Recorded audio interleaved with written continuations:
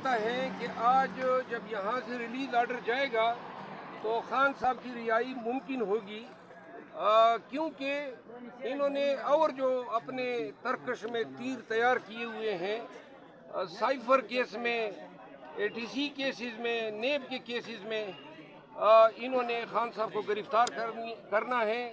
ہمیں کوئی نیکی کی امید نہیں ہے۔ جیل میں جس طرح ان کو رکھا گیا، جس طرح وکلاء کو، ان کی فیملی کو، ان کے معالج کو ان تک رسائی نہیں دی گئی، اور اڈیالہ جیل میں رکھنے کے بجائے اٹک جیل کے ایک چھوٹے سے سیل میں رکھا گیا جہاں پر کیمرے انسٹال کیے گئے۔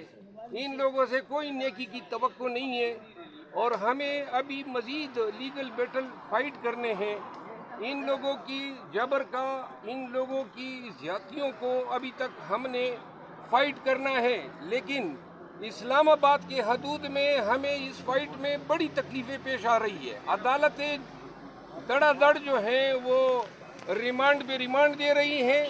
شاہ محمود قریشی جو کہ سائفر کیس میں کوئی ایکیوزڈ ہیں، ان کا 11 دن تک ریمانڈ ہو گیا ہے۔ جب خان صاحب کو پیش کریں گے تو وہ کہیں گے جب ان کے لیے 11 دن کا ریمانڈ ہے تو خان صاحب کی ریمانڈ بھی اتنے ایام ہونی چاہیے۔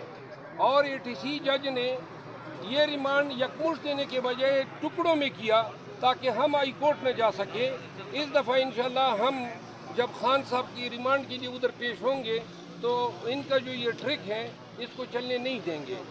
باقی جو ہے پاکستان تحریک انصاف اور پاکستان کے عوام یہ جان لے تو شاخانہ کی یہی حیثیت تھی جو اس فیصلے سے بادل ناخواستہ جو ہے چیئرمین PTI جو ہیں ان کو کی ریلیز کا آرڈر جو ہے وہ کرنا پڑا ہے، اور انشاءاللہ یہ تمام کیسز جو ہیں ایسے ہی کچرے کا ڈھیر ہیں، اور ایک ایک کر کے سب یہ کیسز ملیہ لیٹ ہوں گے۔